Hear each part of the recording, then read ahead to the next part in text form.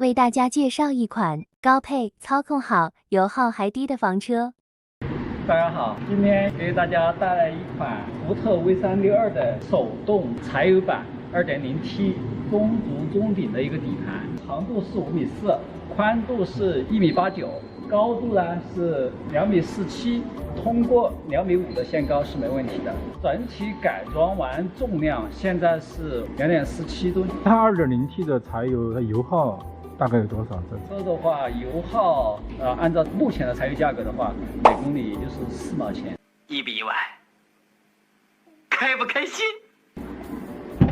整个驾驶室呢，就是按照后面的一个颜色搭配，就是该换一个皮质的一个皮套。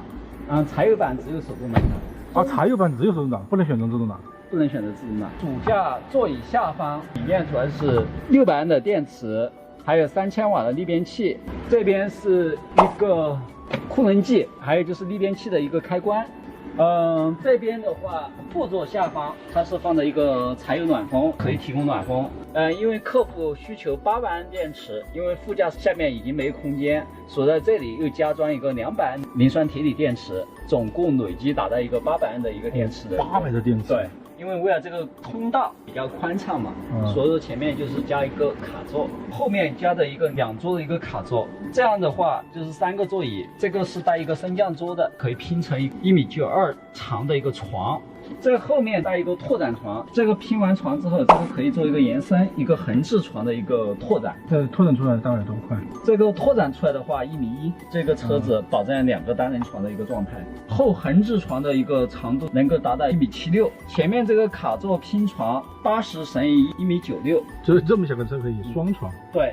这边就是一个灶台，下面是可以储存桶装水，上面茶台可以直接烧水。这边就是一个菜盆儿，折叠水龙头，这边是一个电磁炉，下面是一个冰箱，中间是一个储物柜，下面是一个储物抽屉，这边一个储物抽屉。这个冰箱也是52升12伏的电源。电磁炉是800瓦的。800瓦的。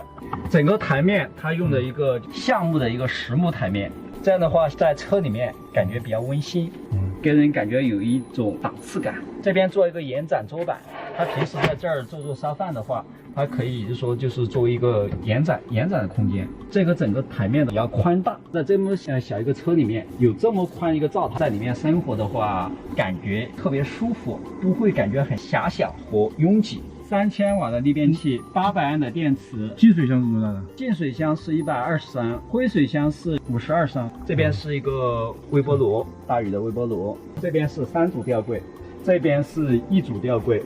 这空调呢？空调在后面，在这里就是一个12伏的直流空调。打开这个空调的时候，它可以不用开逆变器。这个空调机呢，它首先体积小，主机比较小，我们全部把它放置在底盘下面。因为我们这个车子配备了韦巴斯特的燃油加热器，水暖气暖一体机嘛。冬天的话，基本上是用燃油暖风；在夏天的话，所以我们就选择一个单冷机。800的锂电能用多久？像我们是3层隔音工程嘛，通过测试，只是带动目前这个空调的情况下，按照现平均温度30度的，目前这个空调可以连续工作33个小时。这个时间够长了。我带大家到后面去看一下。太阳能板有多大？400。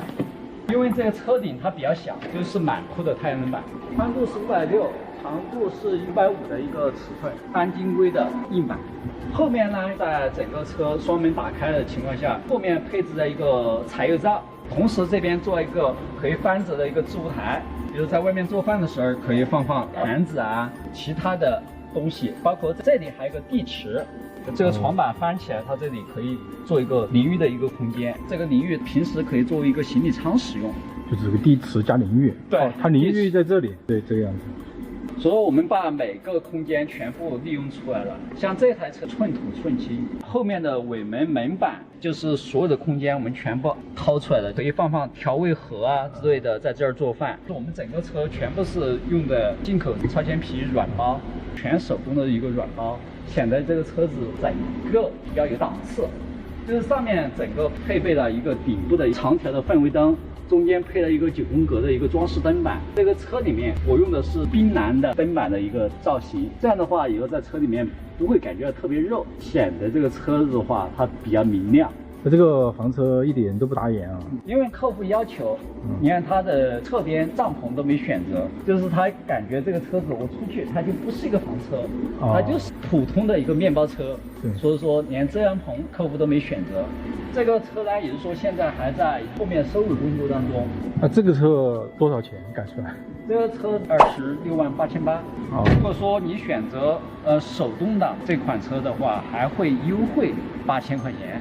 哎，但是你不说柴油的是没有自动挡，它就是选择汽油版的。自动挡就是汽油版。对。汽油版6速自动挡26.88万每公里0.9元，柴油版5速手动挡26.08万每公里0.4元。你会怎么选择？欢迎到评论区留言。